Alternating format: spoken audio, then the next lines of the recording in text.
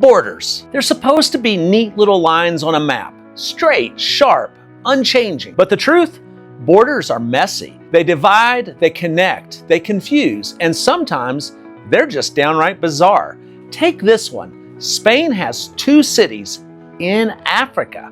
Yep, Spanish streets, tapas bars, even the euro, but you're standing on Moroccan soil. We'll get to that story in a bit, but first, let's explore some of the strangest, most fascinating borders on Earth. I'm Matt, and this is Places to Go. On this channel, we dive into the hidden corners of the world, the places where history, culture, and travel collide in ways you'd never expected. Today, we're crossing borders, from the busiest land crossing in the world, between San Diego and Tijuana, to invisible lines in the Alps, to a Himalayan frontier where the border barely exists at all, and yes, to Spain's secret cities in Africa. Let's go.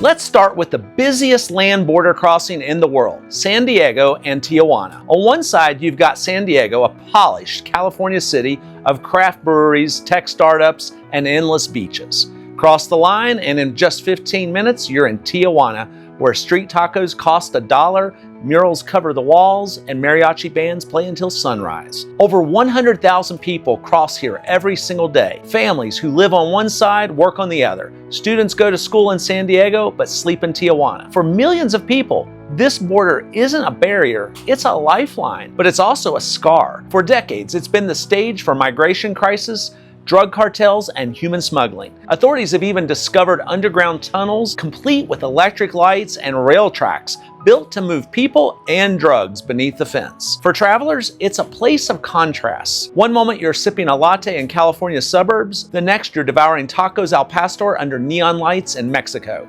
Exciting? Absolutely. Safe?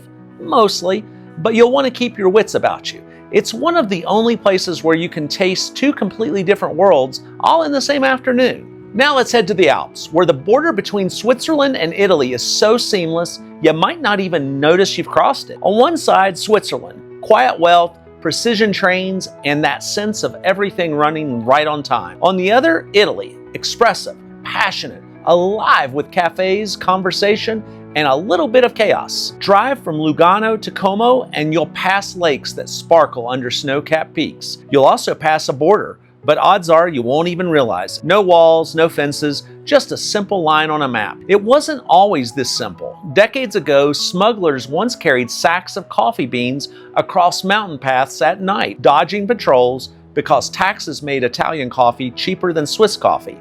Yes, people literally risked arrest for espresso. Today, the smuggling is gone, but the fusion remains. In Ticino, the Italian-speaking region of Switzerland, you'll find pasta on menus, Italian on the streets, but all wrapped in Swiss order and efficiency. For travelers, it's a dream. You can have an Italian cappuccino for breakfast, then head back to Switzerland for fondue at lunch, all before sunset. High in the Himalayas, the border between India and Nepal doesn't look like a border at all. There are no walls, no barbed wire, and for locals, no checkpoints. Farmers carrying baskets, monks on pilgrimage, families visiting relatives, they all walk freely back and forth. For Indians and Nepalese, no visas are required. Life flows across the line as if the border barely exists. But behind the simplicity, there's mystery and danger.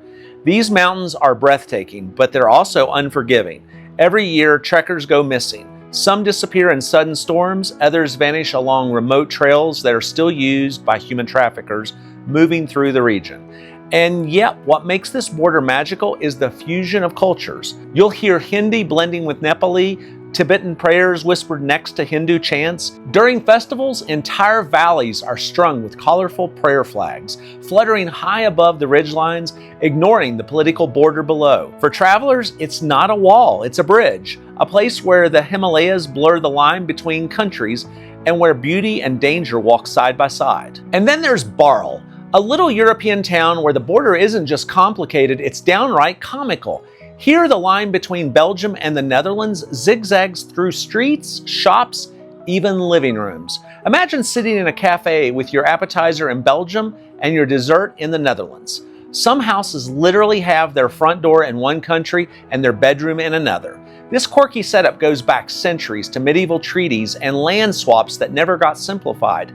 And the result? Some hilarious real-life situations. For example, Dutch law once required shops to close earlier than Belgian ones. So if your bar happened to sit on the Dutch side, you'd just tell customers to slide their drinks a few meters over the border to keep the party going legally. Today, the borders are marked with little white crosses on the pavement so you can country hop a dozen times just by walking around the block. For travelers, Barl is confusing, but it's also delightful. It's one of the only places in the world where crossing a border isn't about politics or security. It's just plain fun. Okay, now for the border story that blows people's minds. Spain. Yes, Spain has 2 cities in Africa. I'm not talking about colonies or old protectorates. I'm talking about full-fledged Spanish cities, complete with Spanish flags, tapas bars, and the euro. Their names? Ceuta and Melilla. Ceuta sits right on the Strait of Gibraltar, just across from mainland Spain. It's basically staring at Gibraltar across the water. Melilla is about 250 miles east near Algeria,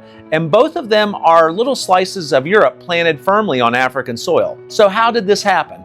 Well, it goes way back. Ceuta was captured by Portugal in 1415 during the Age of Exploration, when Portugal and Spain were racing around the globe grabbing ports and trade routes. Then in 1580, Spain and Portugal shared a crown, so Ceuta ended up in Spanish hands. Melilla was taken by Spain in 1497, just after the Reconquista, when Spain had pushed the Moors out of the Iberian Peninsula. For Spain, these weren't colonies. They were part of the kingdom itself.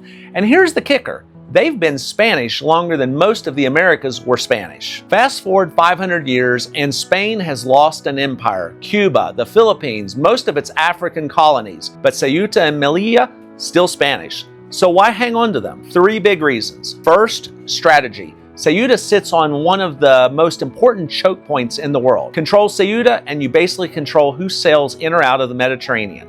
Second, identity. Spain sees these cities not as colonies, but as the same kind of territory as Madrid or Barcelona. Giving them up would feel like another Gibraltar moment, and Spain still hasn't gotten over losing Gibraltar to the British. And third, the people. Around 80,000 in Ceuta and 90,000 in Melilla. They are Spanish citizens. They vote in Spanish elections. They use euros, send their kids to Spanish schools, and most of them want to stay Spanish. But here's where it gets intense. The border with Morocco. If you picture a normal border crossing, forget it. This is a fortress. We're talking double and sometimes triple fences topped with barbed wire, cameras everywhere, armed guards patrolling. And Morocco, officially, they don't even recognize the border. They say these cities should belong to them. But in practice, Morocco enforces it. Around the breakwaters, hoping to reach Spanish soil. If they make it into Ceuta or Melilla, they can claim asylum, and Spain, as part of the EU, has to process it. And it's not just about migration. There's a whole legal crossing economy too. Moroccans coming to shop, work, or trade. At times, Morocco has even shut down the border entirely, using it as political leverage in disputes with Spain. So you've got this wild mix: strategic geography, centuries of history, Spain and Morocco in a constant tug of war, and real human drama playing out daily on those fences. And here's the surreal part. When you're inside Ceuta or Melilla, it feels like Spain. The plazas look Spanish, the food is Spanish, you pay with euros, you're on African soil, but you're in the European Union. For travelers, it's like stepping into a glitch in the Matrix. One minute you're in Morocco, the next you're in Spain, without ever crossing the sea. It's one of the strangest, most fascinating borders in the world, and most people have never even heard of it. Of course, not all borders are playful or scenic. Some are among the most dangerous places on Earth. Take the DMZ between North and South Korea. It's the most militarized border in the world. Soldiers stand face to face, watching each other across a strip of land laced with landmines. Tourists can visit, but the air is thick with tension. You're standing on the edge of 2 nations still technically at war. Or think back to Ceuta and Melilla, those Spanish cities in Africa. For many, they're not just curiosities, they're lifelines. Migrants risk everything to climb those fences, sometimes in massive waves at night, desperate for the chance to step onto European soil. For some, it ends in asylum. For others, in tragedy. Borders like these remind us that for millions of people, crossing isn't about adventure or curiosity, it's about survival. Borders are strange things. They're meant to divide, but they also connect. They can separate cultures and at the same time create entirely new ones.